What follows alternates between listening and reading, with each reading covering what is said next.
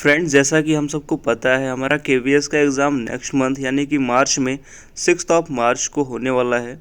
और जो कि बहुत ही कम समय बचा हुआ है इसकी प्रिपरेशन के लिए, तो ये एक छोटा सा गिफ्ट मेरी तरफ से आप सबके लिए है।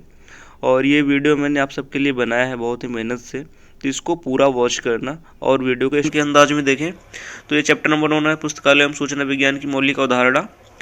तो हम डायरेक्ट क्वेश्चन आंसर को डिस्कस करेंगे, ऑप्शंस पे नहीं जाएंगे। पुस्तकालय उस स्थान को कहा जाता है, यहाँ पे हम देख रहे हैं जहाँ विविध प्रकार के पाठ्य सामग्रियों का संग्रह पाठकों के सेवार्थ रखी जाती हैं। क्वेश्चन नंबर 2, हिंदी शब्द पुस्तकालय 2 शब्दों से मिलकर बना है। पुस्तक प्लस आलय यानी कि पुस्तकालय, पुस्तक प्लस आलय। पुस्तकालय शब्द की उत्पत्ति लैटिन भाषा के किस शब्द से हुई है? तो LIBER, लाइबर से हुई है। पुस्तकालय शब्द की उत्पत्ति लैटिन भाषा के लाइबर शब्द से हुई है, जो किस फ्रेंच शब्द के समानार्थी है? तो LIBRA, लाइब्रा। जो लाइब्रा है वो फ्रेंच वर्ड है और लाइबर जो है ये लैटिन वर्ड है, इसको आप माइंड में रखें। क्वेश्चन नंबर 5, विक्रेताओं के पास रखी पुस्तकों के भंडार गृह को पुस्तकालय नहीं कहा जा सकता क्योंकि वह व्यवस्थित नहीं होती है, महंगी होती है, जगह कम होती है। इसमें ऑप्शन नंबर डी हम देखेंगे, वह सेवार्थ नहीं रखी जाती हैं, क्योंकि जो पुस्तकालय होता है उसमें पुस्तकें जो है वो पाठकों के सेवार्थ रखी जाती हैं, लेकिन जो विक्रेताओं के पास पुस्तकें रहती है वो कमर्शियल पर्पस से रहती है। तो पुस्तकालय विज्ञान शब्द का प्रयोग प्रथम बार किसने किया था? तो मार्टिन सेतिनगर किया था। सर्वप्रथम पुस्तकालय शिक्षा के लिए संस्थान स्थापित करने का श्रेय किसको जाता है? मेलविल डेवी को जाता है, school of library economy. Question number 8 देखेंगे, पुस्तकालय शिक्षा के लिए मेलविल डेवी द्वारा स्थापित संस्थान कौन सा है? School of library economy. और ये 1887 में इसकी स्थापना हुई थी मेलविल डेवी के द्वारा। भारत में पुस्तकालय शिक्षा प्रारंभ करने का श्रेय किसको जाता है? तो ऑप्शन नंबर ये है, सियाजी राय गायकवाड़ द्वितीय को। क्वेश्चन नंबर 11 देखेंगे, भारत में पुस्तकालय शिक्षा प्रारंभ करने के लिए बड़ौदा नरेश द्वारा किसे भारत बुलाया गया था? W.A. बोर्डन को। और क्वेश्चन नंबर 12, भारत में पुस्तकालय आंदोलन का जनक किसे कहा जाता है? सियाजी राव गायकवाड़ सेकंड को। सन 1915 से 16 में किसके द्वारा पंजाब विश्वविद्यालय में पुस्तकालय विज्ञान में शिक्षा में डिप्लोमा कोर्स शुरू किया जाता है? जॉन डिकिंसन द्वारा। W.A. बोर्डन और जॉन डिकिंसन किसके शिष्य थे? मेलविल डेवी के शिष्य थे। भारत में पुस्तकालय विज्ञान का जनक पिता किससे कहा जाता है? Doctor S.R. रंगनाथन। ये बहुत कॉमन क्वेश्चन है। भारत में बिलीप कोर्स प्रारंभ करने वाला ये अलीगढ़ मुस्लिम विश्वविद्यालय 1947। और भारत में एमलिप कोर्स का प्रारंभ किस विश्वविद्यालय द्वारा किया गया था? दिल्ली विश्वविद्यालय द्वारा 1949 ईस्वी में, ऑप्शन नंबर डी। भारत में एमफिल कोर्स प्रारंभ किस विश्वविद्यालय द्वारा किया गया था? तो ऑप्शन नंबर डी है, ये भी दिल्ली विश्वविद्यालय द्वारा 1978 में। पुस्तकालय विज्ञान में मार्टिन सेतिनगर की पहली पाठ्यपुस्तक प्रकाशित हुई थी 1880 में। प्रथम बार पुस्तकालय विज्ञान लाइब्रेरी साइंस शब्द का प्रयोग किसके द्वारा किया गया था? मार्टिन सेतिनगर ने। सर्वप्रथम पुस्तकालय विज्ञान में सूचना विज्ञान शब्द को सन 1964 में जोड़ा गया और ऐसा करने वाला प्रथम विश्वविद्यालय था यूनिवर्सिटी ऑफ पिट्सबर्ग। सर्वप्रथम पुस्तकालय विज्ञान में सूचना विज्ञान यानी कि जो हम देखते हैं इंफॉर्मेशन साइंस, ये यूनिवर्सिटी ऑफ पिट्सबर्ग द्वारा पहली बार जोड़ा गया था 1964 में।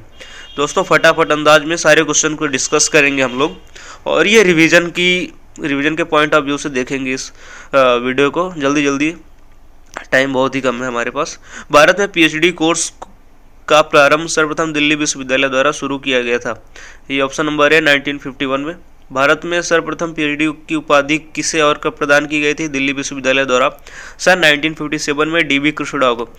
दिल्ली विश्वविद्यालय यानी कि दिल्ली विश्वविद्यालय DB कृष्णराव 1957 PhD, सब में देख रहे हैं D आ रहा है, तो PhD DB कृष्णराव सन 1957 ईस्वी में DB कृष्णराव को डॉक्टर रंगनाथन के निर्देशन में शोध कार्य शीर्षक के लिए PhD की उपाधि प्रदान की गई थी। तो physics analysis and depth of agriculture classification, option number B is the right.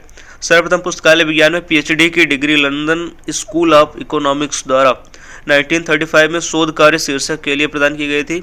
जो अगर देख रहे हैं हम लंदन इंग्लिश, तो the public library service under English local government. 26 question, Melvil Dewey का जन्म न्यूयॉर्क शहर में कब हुआ था? 10 दिसंबर 1851 को। और पुस्तकालय वर्गीकरण का जनक मेलविल डेवी को कहा जाता है, father of library classification Melvil Dewey. और मेलविल डेवी के प्रयास से 1876 में अमेरिकन लाइब्रेरी एसोसिएशन ALA की स्थापना हो सका, जिसके वो 1876 टू 1890 तक सचिव रहे। सचिव जो है 1876 से 1890, और अध्यक्ष क्वेश्चन नंबर 29 में वो अध्यक्ष रहे 1880 से 1893। और पुस्तकालय विज्ञान की प्रथम पत्रिका लाइब्रेरी जर्नल की शुरुआत एवं संपादन का श्रेय मेलविल डेवी को जाता है। मेलविल डेवी कब न्यूयॉर्क शहर के कोलंबिया कॉलेज के पुस्तकालय अध्यक्ष रहे? क्वेश्चन नंबर किस पे थे हम लोग?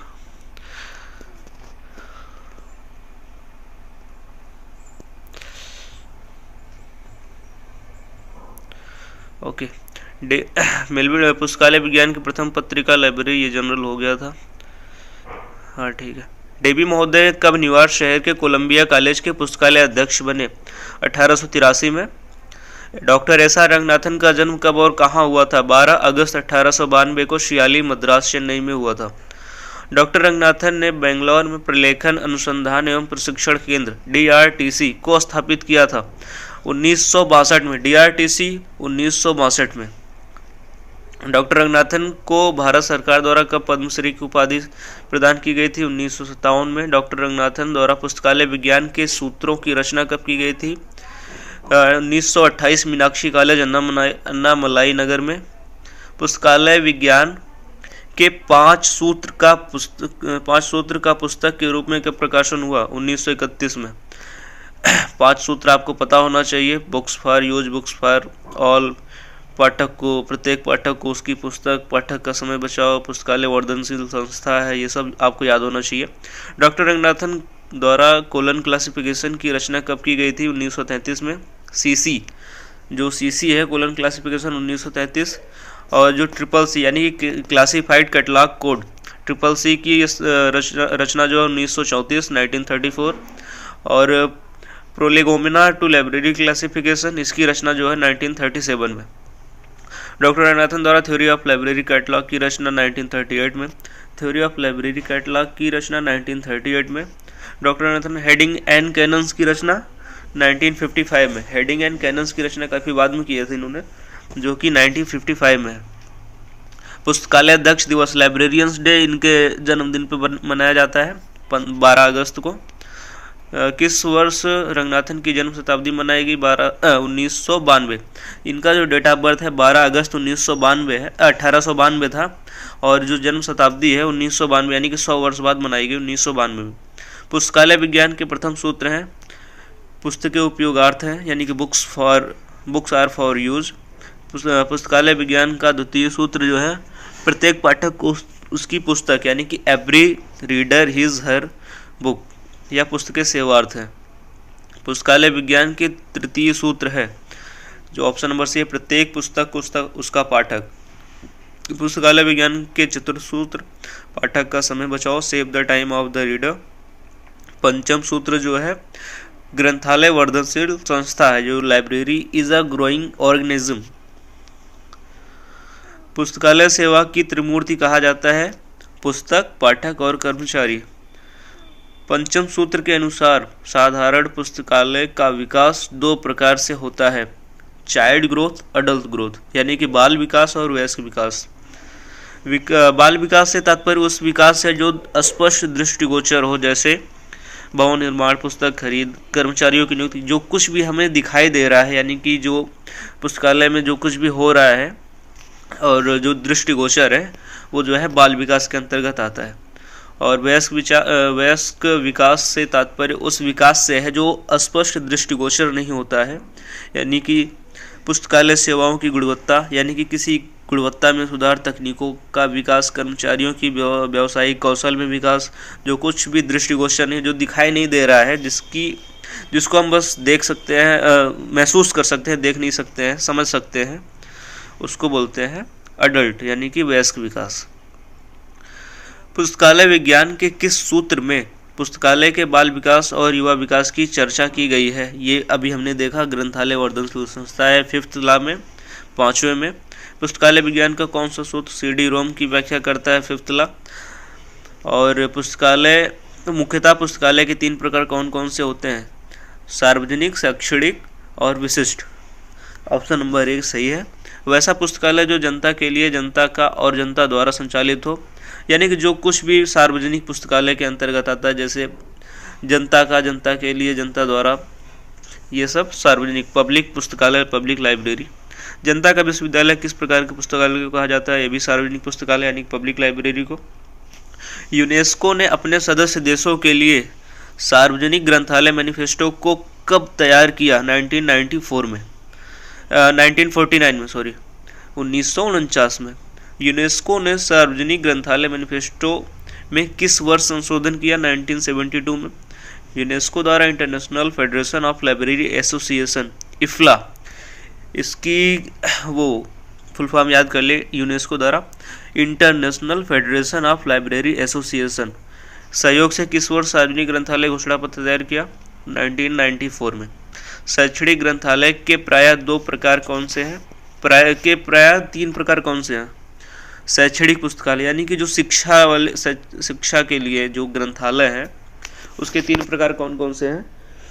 विद्यालय, महाविद्यालय, विश्वविद्यालय। तो हम देखेंगे कॉलेज, विश्वविद्यालय, महाविद्यालय, यूनिवर्सिटी, और जो महाविद्यालय होता है। विद्यालय पुस्तकालय के प्रमुख उद्देश्य क्या होते हैं? तो इसमें उपरोक्त सभी हो जाएगा। जैसे हम देख रहे हैं, पाठ्यक्रम से संबंधित सूचनाओं का संग्रह करना, छात्रों में पढ़ने की आदतों को बढ़ावा देना, नए ज्ञान का सृजन स्थान बनाना। तो शिक्षित थ्योरी देखते हैं। विद्यालय पुस्तकालय को इन स्तरों पर विभाजित किया जा सकता है: प्राथमिक विद्यालय पुस्तकालय, माध्यमिक, उच्च विद्यालय और उच्चतर विद्यालय पुस्तकालय। प्राथमिक, माध्यमिक, उच्च, उच्चतर। 64 देख रहे हैं। विश्वविद्यालय ग्रंथालय विश्वविद्यालय का हृदय स्थल होता है, ये किसका कथन है? क्या हम देख रहे हैं? CD Deshmukh. Calcutta public library की स्थापना 1836 में हुई थी। कलकत्ता पब्लिक लाइब्रेरी को इंपीरियल लाइब्रेरी में कब मिलाया गया? 1902 से 1903 के बीच में। राष्ट्रीय पुस्तकालय की स्थापना का प्रावधान भारत के संविधान की धारा 62 के अंतर्गत संघीय सूची के किस परिशिष्ट में आती है? 7वें परिशिष्ट में आती है। इंपीरियल लाइब्रेरी को कब राष्ट्रीय पुस्तकालय घोषित किया गया? 1948 में। दोस्तों, इस वीडियो को आप 2x स्पीड में देखें, फटाफट रिवीजन की दृष्टि से देखें, रिवीजन के पॉइंट ऑफ व्यू से देखें और सारे क्वेश्चंस को देखते हुए आगे बढ़ें। मैंने इसमें सभी क्वेश्चंस को कवर किया है जो कि चैप्टर वाइज है। ये चैप्टर नंबर 1 है। आइए देखते हैं। सन 1948 में इंपीरियल लाइब्रेरी को राष्ट्रीय पुस्तकालय घोषित किया गया तथा तत्कालीन शिक्षा मंत्री अबुल कलाम आज़ाद द्वारा इसे सभी भारतीय के लिए कब खोल दिया गया? 1 फरवरी 1953 को। और इंपीरियल लाइब्रेरी ऑफ इंडिया को सर्वप्रथम कब मेडकॉफ हॉल में जनता के लिए उपयोगार्थ खोल दिया गया था? 30 जनवरी 1903 को।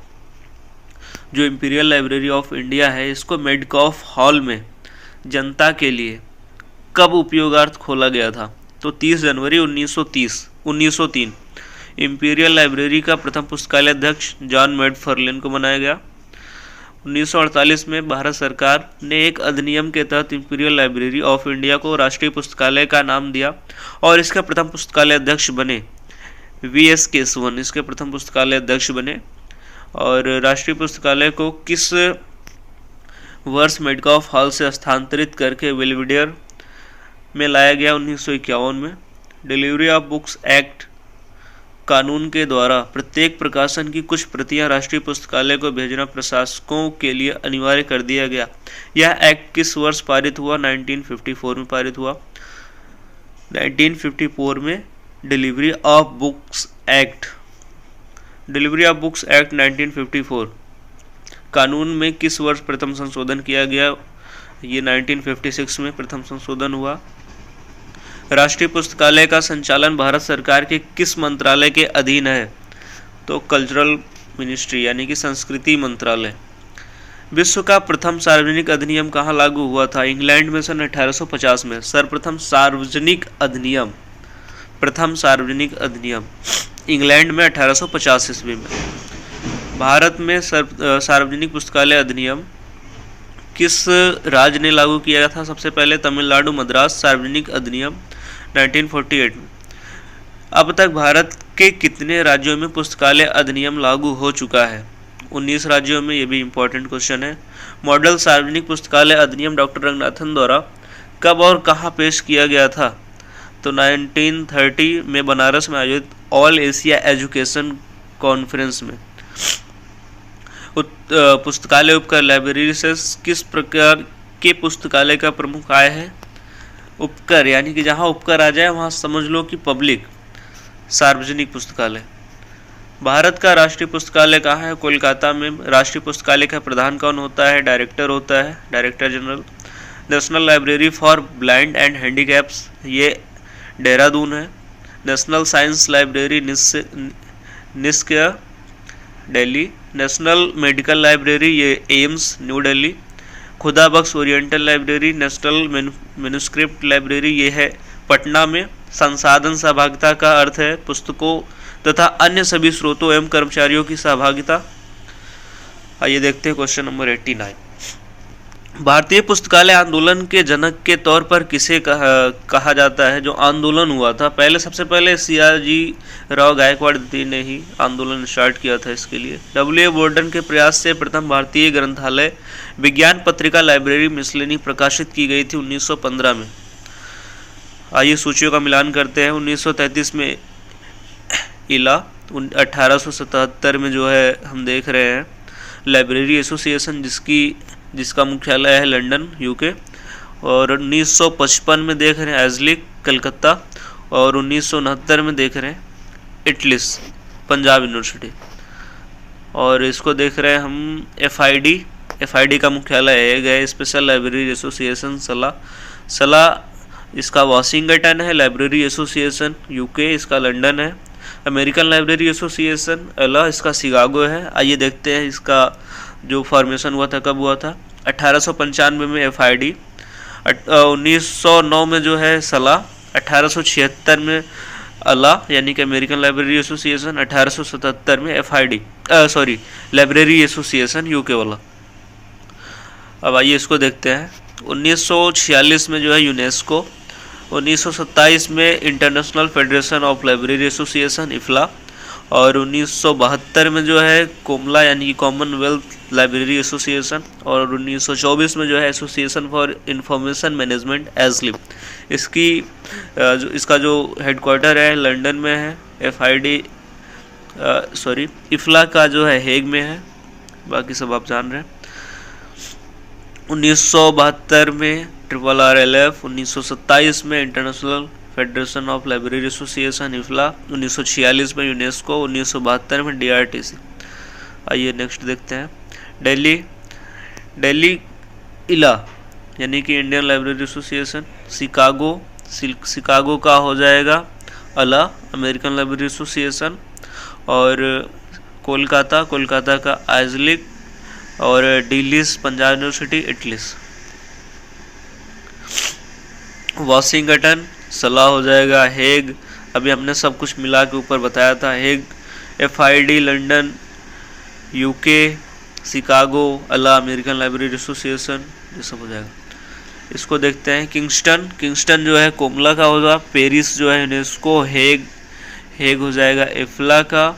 और लंदन हो जाएगा एस्लिप का। फटाफट अंदाज से इसको मिलाते हैं। फिर 1927 RRLF, 1927 में इफ्ला, 1972 में RRLF। और फिर 1927 में इफ्ला, 46 में यूनेस्को, 62 में DRTC। यही सब क्वेश्चंस हैं जो घूम फिर के वापस आ रहे हैं। अब यहाँ से स्टार्ट होता है ये क्वेश्चन। विश्व की सबसे बड़ी और पुरानी लाइब्रेरी संघ जो है अमेरिकन लाइब्रेरी एसोसिएशन। और फिर से मिलाने वाला आ गया। इसमें सब Madras Tamil Nadu public library act 1948, Andhra Pradesh public library act 1960। जो पब्लिक लाइब्रेरी एक्ट्स हैं सारे आप देख लीजिए अच्छे से, इससे ज़रूर 1-2 क्वेश्चन बनते हैं। Karnataka Mysore public library act 1965, Maharashtra public library act 1967। इसको मिलाते हैं। West Bengal public library act जो है, इस पे कोई इसके लिए कोई उपकर नहीं मिलता है। मणिपुर पब्लिक लाइब्रेरी एक्ट, इसके लिए भी कुछ नहीं मिलता है। हरियाणा के लिए local bodies to levy cess, और केरला के लिए library cess 5% on property tax not less than 1% of state expenditure on education.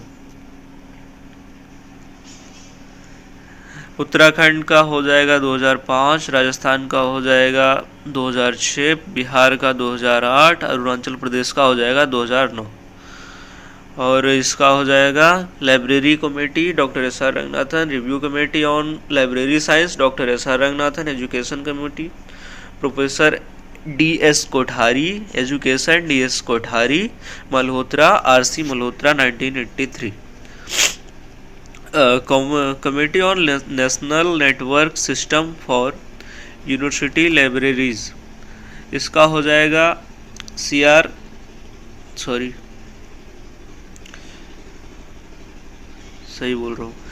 Are Malhotra. और national library information policy NAPLIS Yashpal. और curriculum development committee on library and information science D P. Chattopadhyay. और UGC model curriculum library and information science 2001 professor N P. कौला।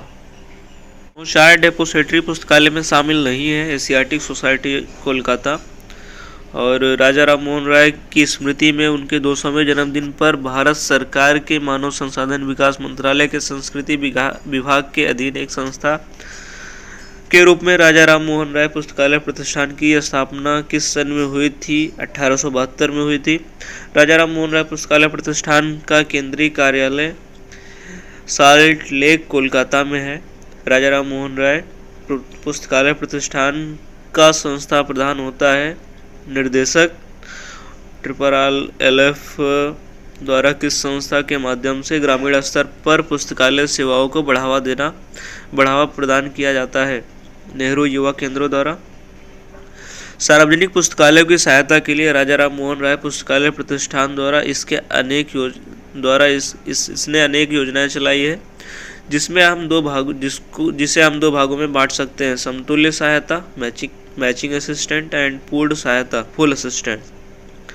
राजा राम मोहन राय पुस्तकालय प्रतिष्ठान RRLF के प्रकाशन है। इसमें से तीनों है, यानी कि directories of public library in India, Tagore bibliography, RRLF newsletter. UGC की स्थापना 1956 में यूजीसी द्वारा कौन सा विश्वविद्यालय पुस्तकालयों का नेटवर्क विकसित किया गया था? इन्फ्लिबनेट। यूजीसी द्वारा कौन सा पुस्तकालय प्रबंधन सॉफ्टवेयर विकसित किया गया था? SOUL. National policy on library and information system NAPLIS के लिए किस सन में? 1985-86 डी.पी. चट्टोपाध्याय की अध्यक्षता में एक समिति का गठन किया गया था। आइजलिक का प्रकाशन है IASLIC bulletin, IASLIC newsletter, Indian library science abstract, research in progress, सभी है इसमें से। ALA के प्रकाशन है American library magazine, ALA award, noble seals, ALA yearbook, उपरोक्त सभी सारे हैं इसमें से। ग्रंथालय संघ लाइब्रेरी एसोसिएशन की स्थापना कब हुई थी? 1877 में। सन 2002 में LA यानी कि लाइब्रेरी एसोसिएशन तथा IIS institute of information scientist को मिलाकर किस संस्था का गठन किया गया? तो ऑप्शन नंबर A करेक्ट है, CILIP chartered institute of library and information professionals. अब देखते हैं UNESCO, united nation education scientific and cultural organization, यानी कि यूनेस्को की स्थापना 1946 में हुई थी। और यूनेस्को के दो विभाग, सूचना विभाग तथा प्रलेखन विभाग को मिलाकर सन 1976 में नए विभाग का गठन किया गया, जिसे जनरल इंफॉर्मेशन प्रोग्राम GPI बोलते हैं। यूनेस्को द्वारा UNISIST two world scientific information system programme के नाम से भी जाना जाता है, को कब लॉन्च किया गया था? 1973 में लॉन्च किया। किस संस्था द्वारा children's and young adult reading के लिए सिस्टर लाइब्रेरीज की अवधारणा का विकास किया गया? IFLA के द्वारा। यूनेस्को के पुस्तकालय और सूचना क्षेत्र के प्रमुख प्रकाशन है तो यूनिसिस्ट, न्यूज़लेटर, ट्रांसलेटनियम, UNESCO, journal of information science, उपरोक्त में से सभी। एफआईडी की स्थापना 12 दिसंबर 1895 को ब्रुसेल्स में किनके द्वारा की गई थी? पॉल आउटलेट और हेनरी ला फाउंटेन के द्वारा की गई थी। एफआईडी की स्थापना 12 सितंबर 1895 को ब्रुसेल्स में किस तरह से की गई थी, किस नाम से की गई थी? तो ऑप्शन नंबर ए देखते हैं, इंटरनेशनल इंस्टीट्यूट ऑफ बिब्लियोग्राफी। एफआईडी की स्थापना 12 सितंबर 1895 को ब्रुसेल्स में किस नाम से की गई थी? तो इंटरनेशनल इंस्टीट्यूट ऑफ बिब्लियोग्राफी। एफआईडी का नाम इस तरह समय समय पर बदला गया। निम्नलिखित में से कौन सा क्रम गलत है? तो इसमें देख रहे हैं हम 1931 वाला सही है, 37 सही है, 88 सही है, 31 में IID the international institute of documentation, 37 में इंटरनेशनल फेडरेशन फॉर डॉक्यूमेंटेशन, 88 में international federation for information and documentation. लेकिन जो डी वाला है 1999 the international federation for information and documentation एफआईडी, ये गलत है। एफआईडी को किस वर्ष विघटित किया गया था? 2002 में। विघटित मतलब अलग किया गया था। इफ्ला की स्थापना 30 सितंबर 1927 में स्कॉटलैंड में किया गया था, जिसका मुख्यालय हेग में है। इफ्ला का मुख्यालय हेग में है। संसाधन सहभागिता का प्रारंभ 200 ईसा पूर्व में किन किन पुस्तकालयों के बीच सहयोग से प्रारंभ हुआ था? तो अलेक्जेंड्रिया लाइब्रेरीज एंड परगमन लाइब्रेरी। 1970 में वीमर एवं जीन ग्रंथालय ने संयुक्त रूप से एक संघीय सूची यूनियन कैटलॉग का निर्माण किया, जिसके निर्माण का श्रेय एच.सी. बैटन को जाता है। भारत में कंसोर्टिया के क्षेत्र में पहला प्रयास माना जाता है डनलेट को। इनसेट को मानव संसाधन विकास मंत्रालय द्वारा प्रोफेसर एन बालकृष्णन समिति के रिपोर्ट के आधार पर तकनीकी शिक्षा के क्षेत्र में इलेक्ट्रॉनिक संसाधनों के सहयोग के लिए विकसित किया गया, जिसका मुख्यालय आईआईटी दिल्ली में है। यानी कि INDEST इंडेस्ट का मुख्यालय दिल्ली में है, आईआईटी। यूजीसी इन्फोनेट कार्यक्रम की देखरेख की जाती है इन्फोनेट केंद्र अहमदाबाद द्वारा। पुस्तकालय तथा सूचना विज्ञान साहित्य में उपयोगिता अध्ययन का सबसे पहला संदर्भ 1930 के दशक में किसके द्वारा विकसित किया गया था? एल विल्सन द्वारा। पुस्तकालय तथा सूचना विज्ञान में साहित्य में उपयोगिता अध्ययन का सबसे पहला संदर्भ। ओके। मोबाइल पुस्तकालय सेवा एक महत्वपूर्ण प्रसार सेवा है। डॉक्टर रंगनाथन द्वारा मोबाइल पुस्तकालय को कौन सा नाम दिया गया है? Library on wheels. इसको याद रखेंगे। वैसे लोग जो भौगोलिक या अन्य कारणों से पुस्तकालय तक पहुंच नहीं पाते हैं, वहां पर पुस्तकालय सेवा पहुंचाया जा सकता है ब्रांच लाइब्रेरी खोलकर, यानी कि शाखा पुस्तकालय द्वारा। प्रसार सेवा से तात्पर्य पुस्तकालय की उन गतिविधियों से है जिसके द्वारा पुस्तकालय सेवा का विस्तार उन पाठकों तक किया जाता है जो पुस्तकालय तक किन्हीं कारण से पहुंच नहीं पाते हैं, तथा प्रचार सेवा वह सेवा है जिसके द्वारा, हम देखते हैं इसमें तीनों ऑप्शन सही होगा, जिन उपयोगकर्ताओं या व्यक्ति को पुस्तकालय की जानकारी नहीं है, जैसे जिसकी जानकारी नहीं है उसके बारे में किसी न किसी एडवर्टाइजमेंट के द्वारा उसको पता चलेगी, जानकारी पता चलाया जाएगा। आधी अधूरी जानकारी है तो ऐसे व्यक्ति को पुस्तकालय की गतिविधियों से परिचित कराया जाएगा। पुस्तकालय के प्रति उदासीन है वैसे व्यक्ति को पुस्तकालय की गतिविधियों से परिचित कराया जाएगा। तो कुल मिला के ऑप्शन नंबर डी सही है। विस्तार सेवा के स्वरूप है, विस्तार सेवा यानी कि प्रसार सेवा जो कुछ भी है, library website, library orientation, books fair and exhibition, उपरोक्त सभी। तो देख रहे हैं किस संस्था का कैटलॉग लाइन यानी कि मैनेजिंग इंफॉर्मेशन है एसलिप का। किस संस्था द्वारा सिस्टर लाइब्रेरी की अवधारणा का विकास किया गया? इफ्ला सिस्टर लाइब्रेरी। भारत में ISBN प्रदान करने वाली संस्था RRLF है। किस वर्ष ISBN प्रदान करने वाली संस्था RRLF ऑफिस को कोलकाता से दिल्ली स्थानांतरित किया गया? पहले इसका कोलकाता में ऑफिस था, फिर दिल्ली हो गया 2011 में। भारत में ISSN प्रदान करने वाली संस्था NSL नेशनल साइंस लाइब्रेरी। जो ISSN है वो नेशनल साइंस लाइब्रेरी प्रदान करती है, और ISBN RRLF प्रदान करती है। भारत में सर्वप्रथम पुस्तकालय कहाँ नोटिस किया गया था? Where was the first library noticed in India? Saraswati में। UAP शब्द का पूरा नाम है universal availability of publications. Universal availability of publications. देखते हैं लिब्रामेट्री शब्द की अवधारणा का विकास किसके द्वारा किया गया?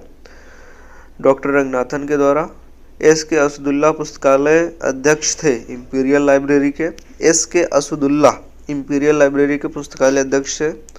National library bibliography INB, Indian national bibliography INB के निर्माण का कार्य किसके द्वारा किया गया? केंद्रीय संदर्भ पुस्तकालय कोलकाता के द्वारा। अब चैप्टर 1 खत्म हो गया, चैप्टर नंबर 2 पे आते हैं। और जिस जोश के साथ हमने उस चैप्टर को ख़त्म किया था उसी जोश के साथ इसको भी फटाफट रिवीजन अंदाज में ख़त्म करेंगे।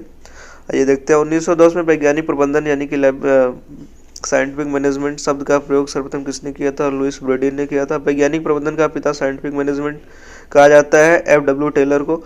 आप इसमें कंफ्यूज मत होना, वैज्ञानिक प्रबंधन शब्द जो वर्ड है इसको सबसे पहले इंट्रोड्यूस किसने किया था? लुईस ब्रेडिन ने। और जो इसका फादर है वो FW टेलर है। प्रबंधन के 14 सिद्धांत का प्रतिपादन किसने किया था? हेनरी फेयल ने किया था। POSD CORB को पोस्ट क्राफ्ट सिद्धांत के प्रतिपादक थे लूथर गुलिक और L उर्बिक। TQM total quantity management US navy ने इसका प्रतिपादन किया था। और हम देखते हैं इसको motivation has in developed two factor theory. A. Maslow created the ERG theory. देखते हैं principle of management Peter Drucker. और मैनेजमेंट बाय ऑब्जेक्टिव्स इसका हेनरी फेयोल हो जाएगा। हिरार्ची ऑफ नीड थ्योरी इसका हो जाएगा F. हर्जबर्ग। हम देखते हैं निम्नलिखित प्रबंधन सिद्धांतों की सूचियों का मिलान करें। Theory X and theory Y इसका हो जाएगा DMC George. Motivation has been developed two factor theory F. Herzberg. Social relation management Elton Mayo and self determination theory Edward Deci and Richard ड्रियन।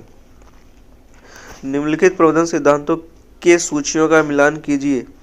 इसमें हम देखते हैं TQM US navy, hierarchy of need theory A. Maslow, theory X and theory Y DMC George और self determination theory Edward Deci and Richard Ryan. प्रोटोकॉप में CO का संक्षिप्तार है coordination POSD CO जो है वर्ड इसका जो संक्षिप्तार है CO से होता है कोऑर्डिनेशन। इनमें से FRBR मॉडल के 4 तत्व कौन कौन से हैं? Work, expression, manifestation, item. Work, expression, manifestation, item. पुस्तकालय की व्यवस्था में संपूर्ण गुणवत्ता प्रबंधन के कार्यान्वयन हेतु एक मॉडल प्रस्तुत किया गया जो 10 चरण वाली प्रक्रिया की रूपरेखा और जो 4 स्तरों पर विभाजित है। सूसन तथा बर्नार्ड। उद्देश्यपूर्ण प्रबंधन यानी कि MBO मैनेजमेंट बाय ऑब्जेक्टिव्स का प्रतिपादन 1954 ईस्वी में किस विचारक द्वारा प्रदान किया गया था? Peter F. ड्रकर द्वारा। MBO Peter F. ड्रकर। अर्जन अधिग्रहण विभाग एक्विजिशन सेक्शन द्वारा संपन्न किए जाने वाले कार्य हैं पुस्तकों प्रलेखों हेतु क्रियादेश, बिल का प्रक्रियाकरण तथा दावा निश्रण, पुस्तकों का परिग्रहण। इसमें से सभी। परिग्रहण पंजी पुस्तकालय का अस्थायी अभिलेख होता है। जो परिग्रहण पंजी होता है वो पुस्तकालय का अस्थायी अभिलेख होता है। परिग्रहण पंजी में पुस्तकालय संग्रह को उसी क्रम में दर्ज किया गया होता है जिस क्रम में उसे पुस्तकालय में प्राप्त किया गया होता है। परिग्रहण पंजी में पुस्तकालय संग्रह को उसी क्रम में दर्ज किया गया होता है। और 69 देख रहे हैं। परिग्रहण पंजी का स्टैंडर्ड साइज होता है 16x13। परिग्रहण पंजी में स्टैंडर्ड कॉलम की संख्या होती है 14। परिग्रहण पंजी में स्टैंडर्ड कॉलम की संख्या होती है 14। टेक्निकल सेक्शन द्वारा संपन्न किए जाने वाले कार्य नहीं है। पुस्तकों का चयन, वर्गीकरण भी है, सूचीकरण भी है, प्रक्रियाकरण भी है, पुस्तकों का चयन नहीं है। और परिसंचरण विभाग यानी कि सर्कुलेशन सेक्शन द्वारा संपन्न किए जाने वाले कार्य हैं। पुस्तकों का आदान प्रदान, ये भी सही है। पुस्तकों का आरक्षण, ये भी सही है। जुर्माना या विलम्ब शुल्क वसूली, ये भी सही। तो पुस्तकालय का हृदय स्थल किस विभाग को कहा जाता है? संदर्भ विभाग को कहा जाता है। पुस्तकालय समिति में पुस्तकालय अध्यक्ष की भूमिका होती है संयोजक की। पुस्तकालय से पाठ्य सामग्री बाहर ले जाने की प्रक्रिया निर्गम और उसे वापस प्राप्त करने की प्रक्रिया आगम कहलाती है। और यह संपूर्ण प्रक्रिया आगम निर्गम आगम यानी कि आदान प्रदान सर्कुलेशन सिस्टम कहलाती है। नेवार्क निर्गम आगम पद्धति का विकास 1900 में संयुक्त राज्य के न्यू जर्सी राज्य के न्यूयॉर्क सार्वजनिक पुस्तकालय में हुआ था। नेवार्क निर्गम आगम पद्धति द्विपत्रक पद्धति है। और नेवार्क निर्गम आगम पद्धति पत्रक का आकार होता है 5x3। ब्राउन पद्धति, ब्राउन मेथड का विकास बोस्टन पुस्तकालय के पुस्तकालय अध्यक्ष द्वारा किया गया था, नीना ब्राउन द्वारा। RFID रेडियो फ्रीक्वेंसी आइडेंटिफिकेशन पत्रिका प्रबंधन के लिए त्रिपत्रक पद्धति 3 कार्ड सिस्टम किसके द्वारा प्रस्तावित किया गया था? डॉक्टर SR रंगनाथन के द्वारा। पत्रिका प्रबंधन जो 3 कार्ड सिस्टम है, डॉक्टर SR रंगनाथन द्वारा। पत्रिका प्रबंधन के लिए त्रिपत्रक पद्धति 3 कार्ड सिस्टम के लिए पत्रक है register card, check card, kardex. ये कार्डेक्स है। Index periodicals, index classified index card, ये नहीं है। Kardex register card, check card, kardex सही है option. RFID radio frequency identification प्रणाली के निम्नलिखित तत्व हैं। RFID tags, smart gate, handle reader, उपरोक्त सभी। तो ये तीनों हो जाएंगे सही। भंडार सत्यापन की विधियां हैं। परिग्रहण रजिस्टर के द्वारा बाई एक्सेशन रजिस्टर संख्या को गिनकर, फलक सूची के द्वारा संग्रह सत्यापन, तो उपरोक्त सभी है। जो भंडार सत्यापन है यानी कि जो स्टॉक वेरिफिकेशन होता है वो इन सब के द्वारा वेरीफाई होता है। पुस्तकालय में भी पुस्तकालय सामग्री का वार्षिक सत्यापन किया जाता है और जो पुस्तकें उपलब्ध नहीं, अन्यथा अब जो उपयोग लायक नहीं है, उसे संग्रह से निकाल दिया जाता है और इस प्रक्रिया को वीडिंग आउट कहते हैं। वैसा रिकॉर्ड जो पुस्तकालय के शेल्फ पर रखी पुस्तकों की स्थिति को दर्शाता है वो सेल्फ लिस्ट होता है। जल्दबंदी एक तकनीकी प्रक्रिया है जिसके लिए बहुत कुशलता की आवश्यकता होती है। इनकी 8 प्रक्रियाएं हैं जो इस प्रकार है: एकत्रीकरण, सिलाई, आवरण, जोड़ना, अत्यपृष्ठ, शीर्ष पट्टी, कोरे रंगना, खोखली पीठ एवं परिष्करण। पुस्तकालय जिल्द के प्रकार होते हैं: चर्म जिल्द, वस्त्र जिल्द, कठोर जिल्द, तो सभी हैं। सार्वजनिक पुस्तकालय के प्रमुख वित्तीय स्रोत हैं पुस्तकालय कर, सरकार द्वारा प्राप्त अनुदान, RRLF द्वारा प्राप्त अनुदान, उपरोक्त सभी हो जाएगा। ऐतिहासिक बजट के अन्य नाम हैं मद आधारित बजट, रैखिक बजट, बढ़ोतरी आधारित बजट, उपरोक्त सभी हो जाएगा। बजट निर्माण की प्रचलित विधियां हैं, तो ऑप्शन नंबर ए भी सही है। मद आधारित या रैखिक या बढ़ोतरी आधारित, परिसूत्र आधारित, फार्मूला, बजटिंग, योजना, कार्यक्रम, बजट प्रणाली, तीनों सही है।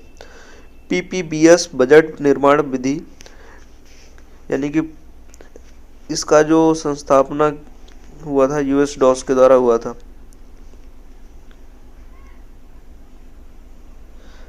इसकी जो फुल फॉर्म है प्लानिंग, पब्लिकेशन, बजटिंग सिस्टम। तो PPBS बजट निर्माण विधि का विकास किस वर्ष किया गया था? 1961 में। शून्य आधारित बजट, जीरो बेस बजटिंग का विकास पीटर फायर को जाता है। और शून्य आधारित बजट ZBB निर्माण विधि का विकास किस वर्ष हुआ था? 1970 में हुआ था। किस वर्ष PERT प्रबंधन तकनीक का विकास किया गया था? 1958 में। और पुस्तक चयन के लिए सिद्धांत इनमें से किसके द्वारा प्रस्तुत किया गया था? ड्यूरी, मैककॉल्विन, मेलविल डेवी, उपरोक्त में से सभी हो जाएगा। ड्यूरी द्वारा प्रतिपादित पुस्तक चयन का सिद्धांत है। ड्यूरी द्वारा प्रतिपादित पुस्तक चयन का सिद्धांत है, हम देखेंगे, to provide the right book to the right reader at the right time. Drury द्वारा प्रतिपादित पुस्तक चयन का सिद्धांत किस वर्ष प्रतिपादित किया गया था? 1930 में। एमसी कॉल्विन द्वारा प्रतिपादित पुस्तक चयन का सिद्धांत demand and supply theory. MC Colvin द्वारा प्रतिपादित पुस्तक चयन का सिद्धांत किस वर्ष प्रतिपादित किया गया था? 1925 में। मेलविल डेवी द्वारा प्रतिपादित पुस्तक चयन का सिद्धांत है, Melvil Dewey, the best reading for the largest number at the least cost. Melvil Dewey का ये कथन है, सिद्धांत है, चयन है, पुस्तक चयन सिद्धांत। ये जो है 1879 यानी कि 1879 में दिया गया था। क्वेश्चन नंबर 204 पे हम बढ़ रहे हैं। अब प्रबंधन के तत्वों कार्यों को इस प्रकार देखा जा सकता है: planning, organizing, staffing, directing, coordinating, reporting and budgeting. प्रबंधन के तत्वों कार्यों planning, organization, staffing, directing, coordinating, reporting and budgeting के लिए कौन सा चित्तार है?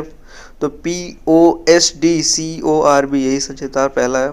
डॉक्टर SR रंगनाथन द्वारा प्रबंधन के कार्यों को कितने भागों में विभाजित किया गया था? 5।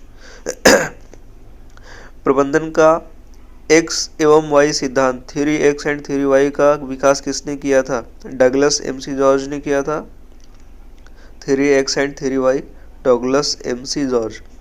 Theory X and theory Y किससे संबंधित है? मोटिवेशन से। हर्जबर्ग थ्योरी किससे संबंधित है? मोटिवेशन से। चलिए क्वेश्चन नंबर 211 को देखते हैं। सेल्फ सूची का मुख्य उपयोग पुस्तकालय के किस कार्यों में होता है? तो कैटलॉगिंग में होता है। सही पद का सही व्यक्ति पर चयन यानी कि posting the right person at the right place कहलाता है रिक्रूटमेंट, भर्ती। वित्तीय लेन देन, फाइनेंशियल ट्रांजैक्शन का मूल्यांकन करता है ऑडिटिंग। आप इसको भूल से बजटिंग या अकाउंटिंग मत लगाना, इसको ऑडिटिंग बोलेंगे। किसी पुस्तकालय का वार्षिक रिपोर्ट के 2 भाग होते हैं, तो ऑप्शन नंबर डी देखेंगे, डिस्क्रिप्टिव एंड स्टैटिकल। 215 ब्रिटिश पुस्तकालय में मुक्त द्वार प्रणाली यानी कि ओपन एक्सेस सिस्टम के जन्मदाता माने जाते हैं जेम्स डफ ब्राउन ने। न्यूयॉर्क चार्जिंग सिस्टम के जन्मदाता कौन है? John cotton Dana. इसको हम ऐसे याद करेंगे, New York charging system, John cotton Dana.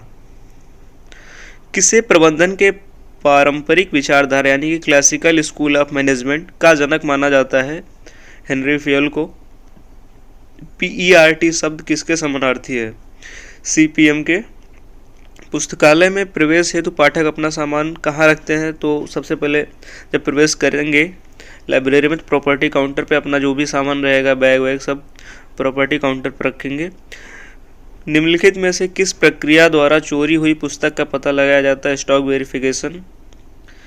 पाठक द्वारा छुपाकर या भूलवश कोई पुस्तक अन्य रैक, अब देख रहे हैं यहाँ पे रैक आ गया, अन्य रैक पर रख दिया गया हो और इसे वापस सही रैक पर रखने की प्रक्रिया कहलाती है सेल्फ रेटिस्फैक्शन। अब देखेंगे लेसन नंबर 3, ज्ञान जगत एवं पुस्तकालय वर्गीकरण, universe of knowledge and library classification. Question number 222 जो है, वर्गीकरण यानी क्लासिफिकेशन की उत्पत्ति लैटिन भाषा की किस शब्द से हुई है? क्लासिस वर्ड से हुई है।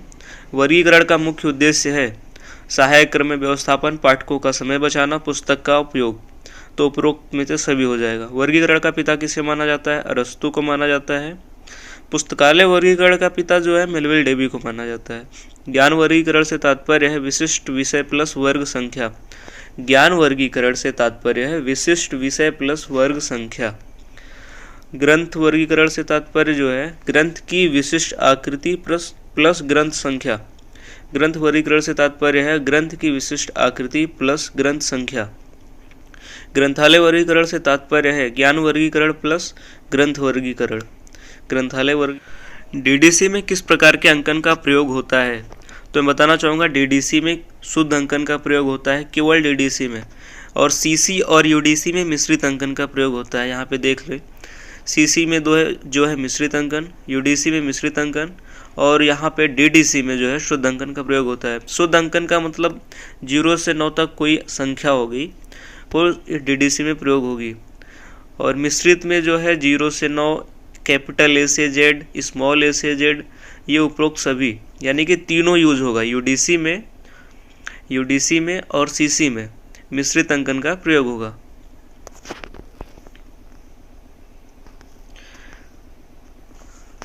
पूछ रहा है सीसी में किस प्रकार के अंकन का प्रयोग होगा। सीसी का मतलब कोलन क्लासिफिकेशन, तो ये भी मिश्रित अंकन का प्रयोग होता है। मिश्रित अंकन का मतलब 0 से 9 कैपिटल ए से जेड, स्मॉल ए से जेड, तो उपरोक्त में से सभी हो जाएगा। अंकन 2 प्रकार के होते हैं, शुद्ध और मिश्रित।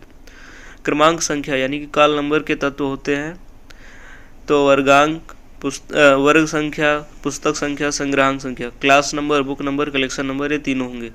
वर्गांक या क्लास नंबर क्या है, तो ऑप्शन नंबर ए देखेंगे, पुस्तक के विशिष्ट विषय के नाम का कृत्रिम भाषा में अनुवाद जो है वर्गांक यानी कि क्लास नंबर है। पुस्तक के विशिष्ट विषय के नाम का कृत्रिम भाषा में अनुवाद। रंगनाथन के पुस्तक संख्या, बुक नंबर की सूत्र कितने तत्व हैं? 8 तत्व हैं। डीडीसी का उद्भव किस वर्ष हुआ था? 1876 में। डीडीसी का प्रथम संस्करण किस शीर्षक से प्रकाशित हुआ था?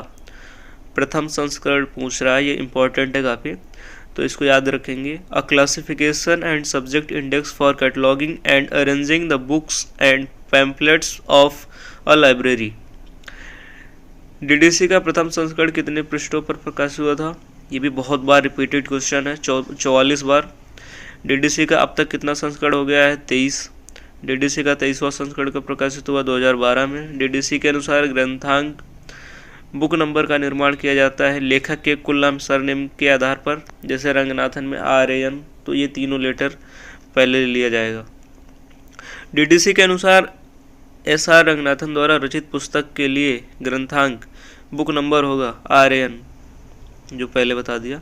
डीडीसी के अनुसार अगर किसी पुस्तक का लेखक नहीं है तो ग्रंथांक का निर्माण किया जाएगा शीर्षक के प्रथम 3 अक्षर से।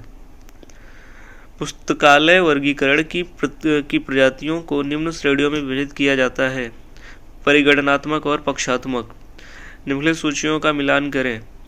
Davy decimal classification DDC Melvil Dewey, expansive classification CA Cutter, library of congress classification LCC, library of congress, universal decimal classification UDC, Paul Otlet and Henri La fountain.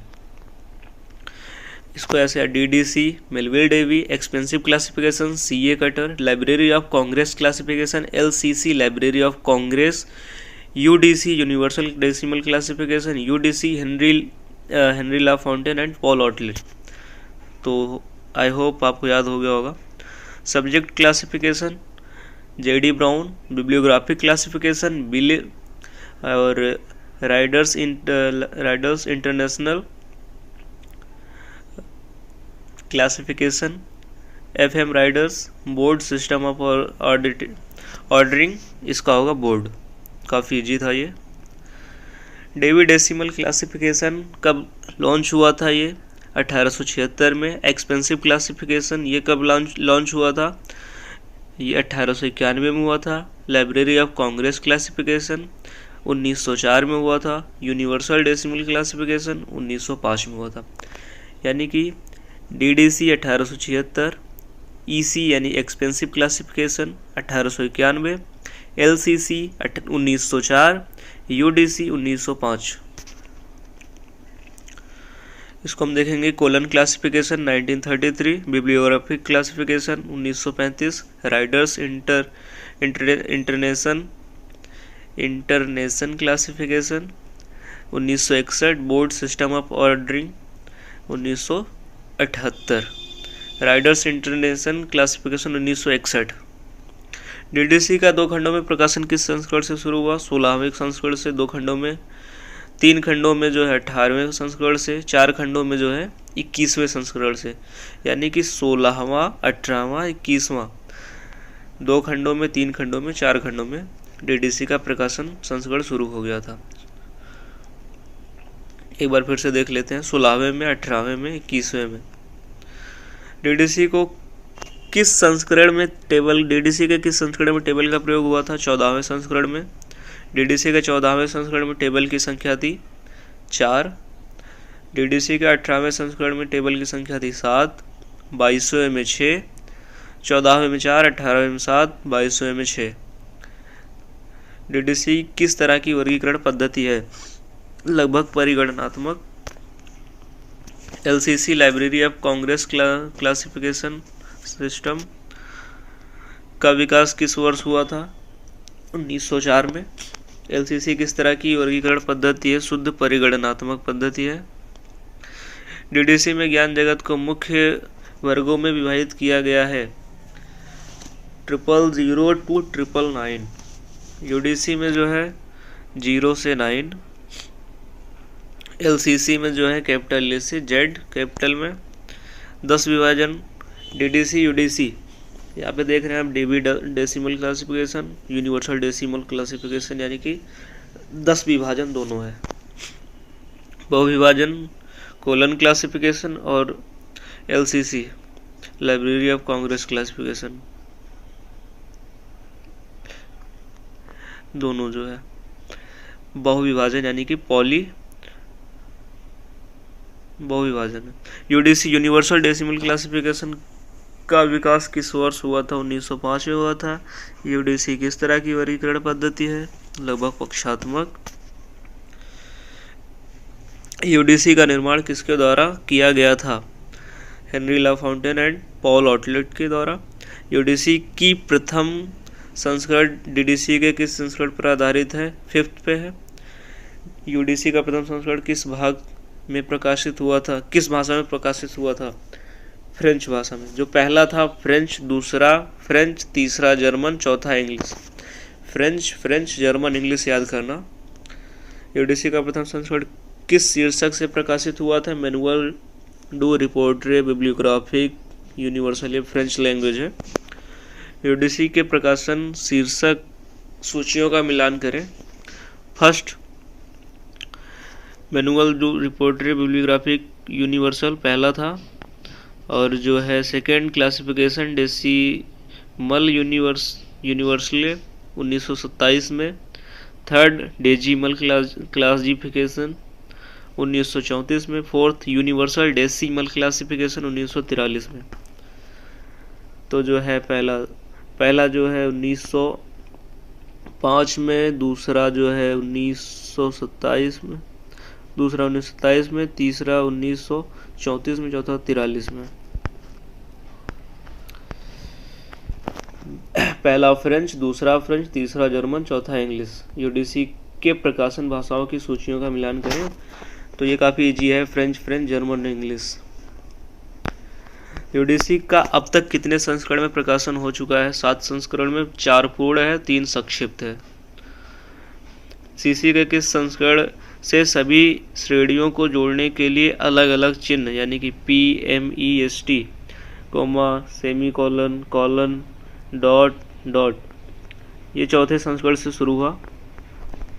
Ranganathan साहब द्वारा फेसेट सीक्वेंस के लिए 4 सिद्धांतों का प्रतिपादन किया गया, जिनमें से wall picture principle, whole organ principle, cow calf principle, उपरोक्त में से सभी। सीसी के 7वें संस्करण में कितने तरह के दशा संबंधों का वर्णन है? 6 तरह का।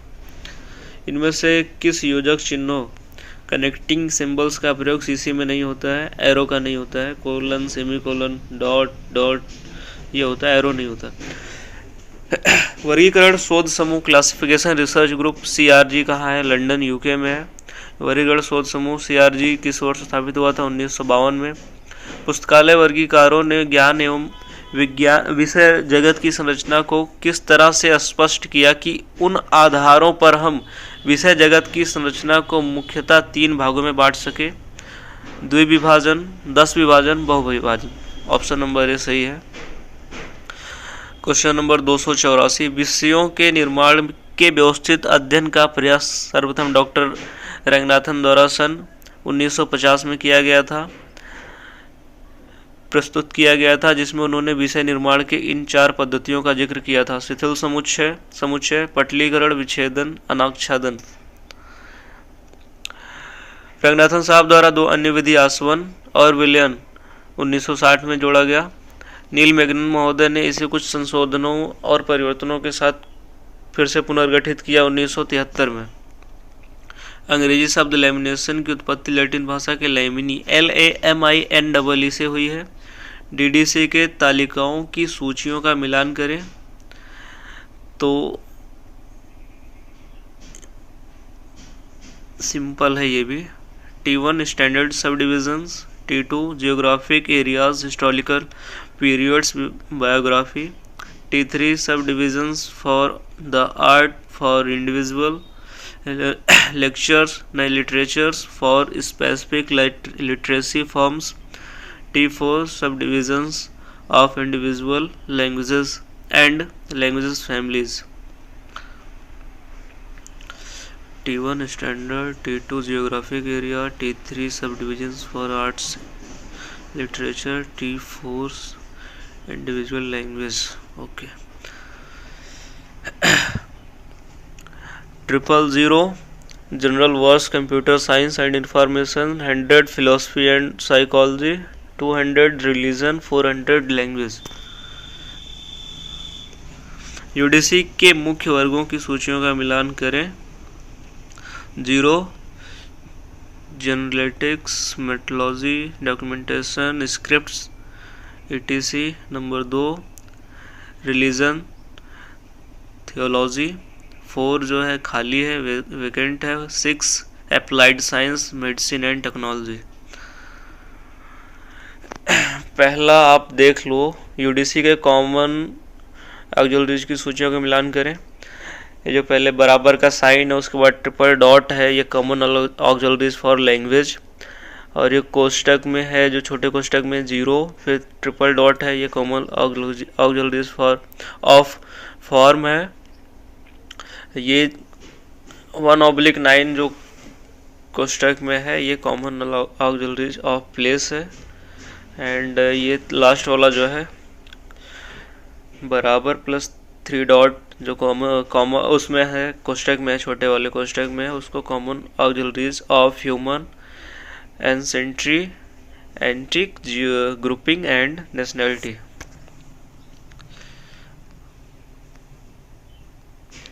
यूडीसी में कितने तरह के ऑक्सिलरीज का प्रयोग होता है? कॉमन एंड स्पेसिफिक ऑक्सिलरीज का। यूडीसी में इंडेक्स, जो वास्तव में कंप्यूटर जनरेटेड इंडेक्स का प्रकाशन किस वर्ष शुरू हुआ? 1988 में। 5 मूलभूत पक्षों की अवधारणा का प्रयोग किया जाता है सीसी में। सीसी के द्वितीय संस्करण का प्रकाशन किस वर्ष हुआ था? 1939 में। सीसी के 14वें संस्करण का प्रकाशन किस वर्ष हुआ था? 1952 में। सीसी के 7वें संस्करण का प्रकाशन 1987 में। सीसी के किस संस्करण को रेजली फेसेट कहा जाता पद्धति के अंतर्गत रखा गया? उपरोक्त सभी प्रथम, द्वितीय, तृतीय। सीसी के किस संस्करण को फ्रीली फेसेट में रखा गया है? चतुर्थ, पंचम, छठा, यानी कि पहला, दूसरा, तीसरा जो है रिडली है, तीसरा, चौथा, पांचवा और छठा जो है फ्रीली है। सीसी के किस संस्करण को फ्रीली फेसेट में रखा गया है? 7वें को। प्रथम सीसी में 5 मूलभूत पक्षों को जोड़ने के लिए किस तरह के चिन्ह का प्रयोग किया गया है? कॉलन का। सर्वप्रथम सीसी में। सीसी के किस संस्करण में से 5 मूलभूत पक्षों को जोड़ने के लिए अलग अलग चिन्हों का प्रयोग किया गया है? चतुर्थ को। सीसी का 7वां संस्करण किसके द्वारा तैयार किया गया था? A.K. नील मैगनन, M.A. गोपीनाथ और S.K. सीतारमा। सीसी में कॉमन आइसोलेट कितने प्रकार का होता है? ACI and PCI। पुस्तकालय वर्गीकरण के सिद्धांतों को कितने भागों में विभक्त किया गया है? विवरण और गतिमान सिद्धांत। विवरणात्मक और गतिमान सिद्धांत। वर्गीकरण के विवरणात्मक सिद्धांतों के प्रतिपादन का श्रेय है shares, Richardson, bliss and brown. वर्गीकरण के विवरणात्मक सिद्धांतों के प्रतिपादन का श्रेय है सेयर्स, रिचर्डसन, ब्लिस और ब्राउन, उपरोक्त सभी। वर्गीकरण के गतिमान सिद्धांतों के प्रतिपादन का श्रेय है रंगनाथन। रंगनाथन महोदय ने वर्गीकरण के गतिमान सिद्धांतों का प्रतिपादन अपनी किस पुस्तक में किया है? प्रोलेगोमेना टू लाइब्रेरी क्लासिफिकेशन में किया। ऑक्टेव नोटेशन अष्टपदी अंकन का प्रयोग सीसी में हुआ है। CC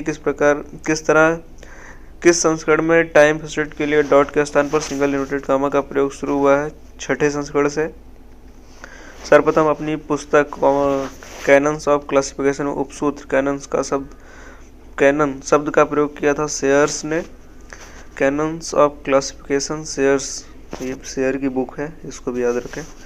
prolegomena to library classification के तृतीय संस्करण में रंगनाथन महोदय द्वारा वर्गीकरण के लिए कितने सूत्रों का निर्माण किया गया था? 43। वर्गीकरण के उपसूत्रों को कितने स्तरों पर विभाजित किया गया है? Idea plan, verbal plan, notational plan, book classification plan. सूचियों का मिलान करें।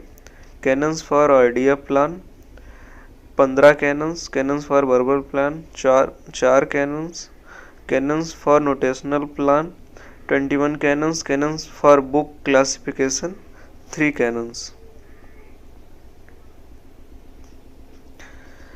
प्रोलेगोमेना टू लाइब्रेरी क्लासिफिकेशन तृतीय संस्करण में रंगनाथन ने कितने सहायक अनुक्रम के सिद्धांतों का निर्माण किया था? 18। प्रोलेगोमेना टू लाइब्रेरी क्लासिफिकेशन के तृतीय संस्करण में रंगनाथन ने कितने पक्ष अनुक्रम के सिद्धांत का निर्माण किया था? 4। प्रोलेगोमेना टू लाइब्रेरी क्लासिफिकेशन के तृतीय संस्करण में रंगनाथन ने कितने अभिधारणाओं पोस्ट्यूलेट का निर्माण किया था? 13। सीसी में पीसीआई कितने प्रकार के होते हैं? Energy and personality. पीसीआई कितने प्रकार के होते हैं? Energy and personality. कौन से वर्गीकरण पद्धति में रिलेटिव इंडेक्स का प्रयोग किया गया है? डीडीसी में। भारत में वर्गीकरण शोध के लिए जानी जाने वाली संस्था कौन सी है? जो है डीआरटीसी एंड सीआरजी, ये दोनों है। 5 मूलभूत श्रेणियों का संक्षिप्त नाम एक्रोनिम क्या है? पीएमईएसटी। पक्ष विश्लेषण यानी कि फेसेट एनालिसिस का प्रयोग किसके द्वारा किया गया था? एसआर रंगनाथन के द्वारा। फेसेट एनालिसिस का प्रयोग एसआर रंगनाथन द्वारा किया गया था। पुस्तक व्यवस्थापन के लिए अपूपा पैटर्न के सिद्धांत का प्रतिपादन किसने किया? एसआर रंगनाथन ने किया था। आधुनिक पुस्तकालय वर्गीकरण का पिता मेलविल डेवी को कहते हैं। 2 या 2 से अधिक पक्षों के बीच संबंधों का अध्ययन क्या कहलाता है? इंटरफेसेट फेज रिलेशन। 2 या 2 से अधिक, अगर एक ही पक्षों के 2 एकल आइसोलेट्स के बीच संबंध क्या कहलाता है? Intra array phase relation. एक ही एकल आइसोलेट के 2 एरे के बीच का संबंध क्या कहलाता है? Intra array. आइए भैया बढ़ते हैं क्वेश्चन नंबर 328 पर। सीसी का छठा संस्करण कितने खंडों में विभक्त है? 3 खंडों में। किसने कहा था? Notation as shorthand sign, EC Richardson ने कहा था। Notation as shorthand sign. Phoenix schedules किस वर्गीकरण पद्धति की विशेषता है? डीडीसी की है। फोनेक्स शेड्यूल्स डीडीसी की है। अब आइए पहुंचते हैं सूचना पुनर्प्राप्ति एवं पुस्तकालय सूचीकरण। पहला क्वेश्चन इसमें देखते हैं, कैटलॉग शब्द की उत्पत्ति किस शब्द से हुई है? कैटा प्लस लोगोस। फ्रेंड्स, एक भी क्वेश्चन इससे बाहर नहीं जाएगा। अगर आपने इस वीडियो को पूरा देख लिया तो मैं पूरी कंप्लीट वीडियो बनाऊंगा और ये पूरा एक भी क्वेश्चन कहीं से छूट नहीं रहा है। सारे क्वेश्चंस मैंने कवर किया है और सब स्टेप बाय स्टेप आ रहे हैं। सूचना पुनर्प्राप्ति एवं पुस्तकालय सूचीकरण, तो ये सब बहुत इंपॉर्टेंट क्वेश्चंस हैं। तो कैटा प्लस लोगोज। कैटलॉग शब्द की उत्पत्ति किस भाषा से हुई है? ग्रीक भाषा से हुई है। पुस्तकालय शब्द की कुंजी किसे कहते हैं? पुस्तकालय सूची को कहते हैं। पुस्तकालय सूची के उद्देश्यों को सर्वप्रथम 1876 में किसने सूचीबद्ध किया था? चार्ल्स सेमी कटर ने किया था। बिब्लियोग्राफी शब्द की उत्पत्ति किस भाषा से हुई है? बिब्लिन से हुई है। बिब्लिन। बिब्लियोग्राफी शब्द की उत्पत्ति किस भाषा से हुई है? ग्रीक भाषा से हुई है। बिब्लिन ग्रीक लैंग्वेज है। पुस्तकालय सूची और ग्रंथ सूची बिब्लियोग्राफी में क्या अंतर है? पुस्तकालय सूची और ग्रंथ सूची में क्या अंतर है? पुस्तकालय सूची किसी पुस्तकालय में मौजूद पुस्तकों की सूची और ग्रंथ सूची सामान्य पुस्तकों की सूची है, यही अंतर है। ब्रिटिश म्यूजियम कोड का प्रथम प्रकाशन किस वर्ष किया गया था? 1841 में किया गया था। ब्रिटिश म्यूजियम कोड का निर्माण किसके द्वारा किया गया था? एंथोनी पैनिजी। ब्रिटिश म्यूजियम कोड में सूचीकरण के लिए कुल कितने नियमों का निर्माण किया गया था? 91। Rules for a dictionary catalogue का प्रकाशन किस वर्ष किया गया था? 1876 में। Rules for a dictionary catalogue के लेखक थे Charles semi cutter. Rules for a dictionary catalogue के नियमों की संख्या कितनी थी? 205 थी। एंग्लो अमेरिकन कैटलॉग कोड के प्रथम संस्करण का प्रकाशन किस वर्ष हुआ था? 1908 में। एंग्लो अमेरिकन कैटलॉगिंग रूल के प्रथम संस्करण का प्रकाशन किस वर्ष किया गया था? 1967 में किया गया था। ISBD-M का प्रकाशन 1971 में। ISBD-G में प्रलेखों के डेटा तत्वों को मुख्य संलेख के कितने क्षेत्रों में व्यक्त किया गया? 8 क्षेत्रों में। वास्तव में AACR2 का आधार है ISBD-G। AACR2 का प्रकाशन किस वर्ष किया गया था? 1978 में किया गया था। AACR2 का पुनर्संशोधित संस्करण प्रकाशन किस वर्ष किया गया था? 1988 से 1998 और 1998 में।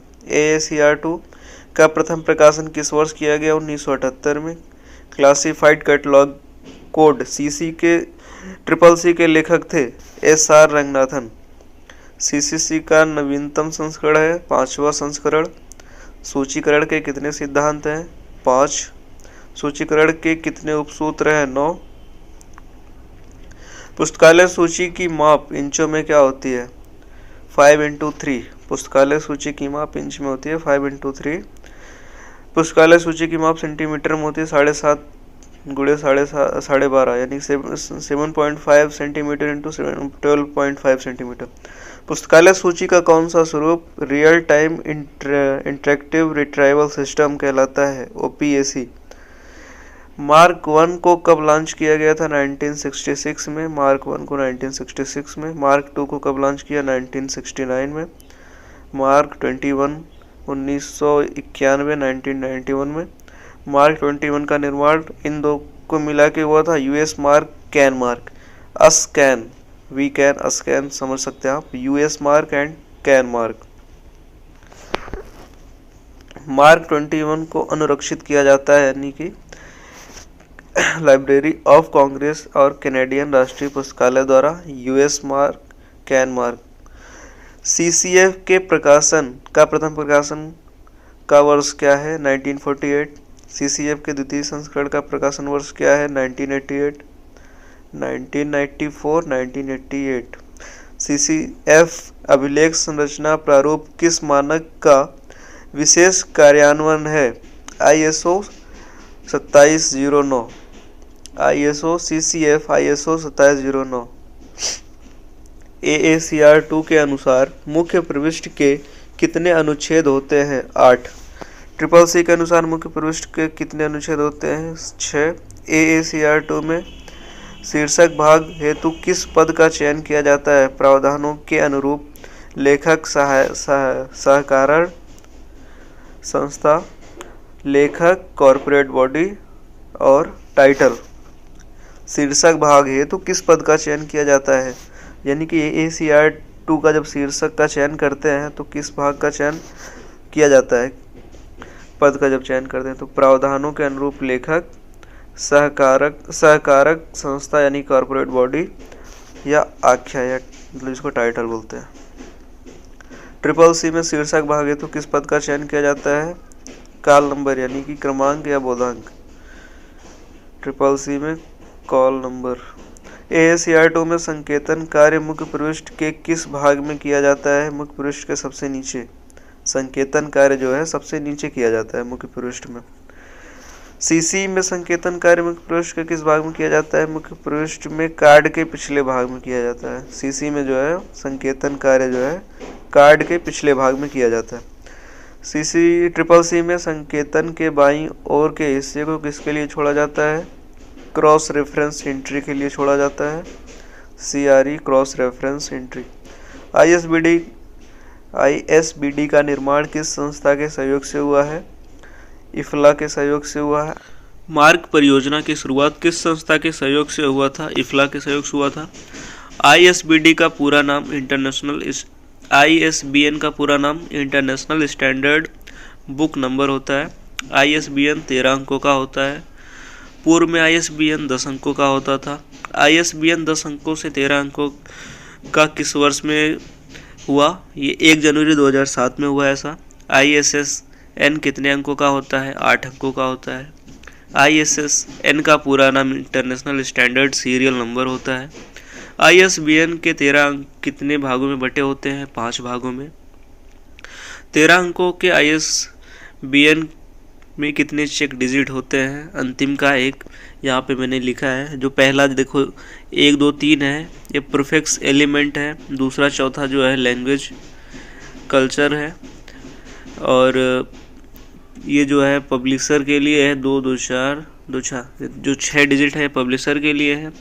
तीसरा जो लास्ट का दूसरा है वो शीर्षक है, और लास्ट का एकदम लास्ट वाला जो है चेक डिजिट है। ISBN का प्रथम भाग प्रथम 3 संख्या किससे निरूपित होता है? देखो प्रीफिक्स एलिमेंट, जो मैंने अभी यहाँ बताया, पहला 3 भाग प्रीफिक्स एलिमेंट। ISBN का द्वितीय भाग जो है language sharing, country group, individual, country और टेरिटरी। ये जो दूसरा भाग है 4 5, ये लैंग्वेज या कंट्री कोड को शेयर करता है। ISBN का द्वितीय भाग किसे निरूपित करता है? आपने देख लिया। भारत में ISBN प्रदत्त करने वाली संस्था जो है RRLF है। RRLF का ISBN प्रदान करने वाला कार्यालय नई दिल्ली में है।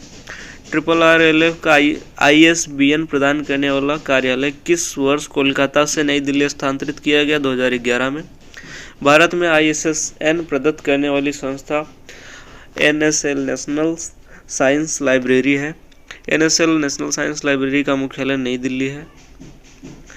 सब्जेक्ट हेडिंग्स के सिद्धांतों का प्रतिपादन सर्वप्रथम किसने किया था? चार्ल्स सेमीकटर ने किया था। Library of Congress subject heading यानी कि LCSH, library of Congress subject heading शीर्षक सूची के प्रथम संस्करण का प्रकाशन 1897 में हुआ था। LCSH शीर्षक सूची का 2 खंडों में सर्वप्रथम प्रकाशन 1897 में हुआ था। LCSH शीर्षक सूची का अद्यतन संस्करण जो है 37वां है, जो एकदम नवीनतम है, 37वां संस्करण है।